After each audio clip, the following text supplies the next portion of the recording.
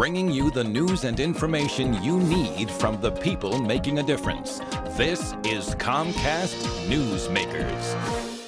Hi, I'm Sabrina Register. Welcome to Comcast Newsmakers. We are here at the Shilshole Bay Beach Club in Ballard, and I am joined today by Dwight G. with Arts Fund, Executive Vice President. Thank you so much for coming on the program. My pleasure. Glad to be here.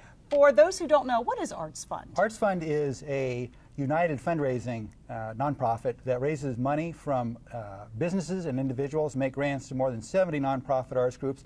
We also run extensive programs to help support the capacity of nonprofit arts organizations in the region. Why is it important to have something like Arts Fund for Seattle?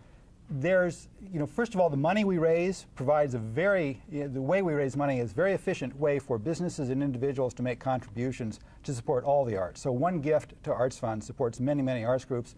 Our dollars are very strategically allocated to various groups. And also the capacity building work that we do is a convenient way and very effective way to support the work that cultural organizations do, help them do it better.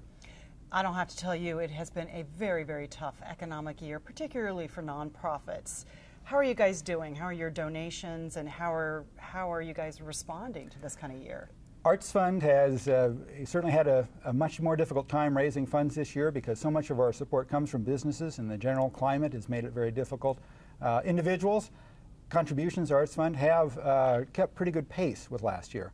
But our grants overall are down, in part because of the economic climate and in part because we rely on earnings on endowments, which were also, of course, severely impacted by the economic downturn. So what does this all mean for people who are not only involved in the arts, but for people who enjoy the arts? What is the result? The main result is we're facing a time right now when arts organizations have made a lot of cutbacks in terms of staffing. They've seen their income fall from all sources. And I don't know whether you know, but arts organizations rely on about 50% of their income from sales of tickets, about 50% from contributions. And so it's a complicated mix. So that has all come down. Arts organizations have been responding by cutting back. They are now having to cut, I think, into the bone. They're having to cut in the services that they provide the community. Some, not all. Some are faring better than others, but some are cutting into discontinuing some programs or scaling back on other programs. Well, it sounds like a double whammy because if a family doesn't have enough money, then perhaps they're not going to attend as many things, so the ticket sales will be down, and also, like you said, the donations are down as well, so they're getting hit on both fronts. Yes, exactly. And we're just completing a survey we did of cultural organizations here, so we have a lot of good insights into this. A very interesting thing we've seen is that attendance is not falling as much as you would think for the cutbacks on earned income. This means that arts organizations are stepping up, providing more free and reduced price tickets to try to keep that service to the public continuing.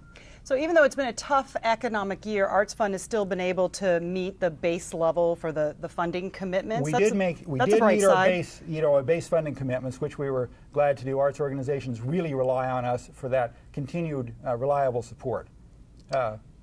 Another really important thing, I think, is when you think about the economy and cultural life, how important the cultural life is to the economic well-being of this region. We need to be competitive on a global stage. We can only attract the best talent and the best businesses here if it's the kind of place people want to live and want their families to live and have a full and rich life. And so the arts are part of the economy as well as just something entertaining and nice to do. Well, I'm glad you brought that up because I was just going to say, to some people they may say, well, boy, the arts are great, but if you don't have a lot of money right now, it's got to be something that's got to go, whether it's in the schools or in the community or what have you. But you're saying it is essential, and it's essential on many levels. Many levels, including if we're looking forward. And I hope right now we're at the bottom of this recession. Seems as though we may be. We need to be looking forward, though. How do we get out of this? How do we be competitive on the other side of it? We've got to have a cultural life that is competitive on the world stage to attract the kind of people that we want to live here, and to make this kind of place make this the kind of place people want to raise their children and spend their lives.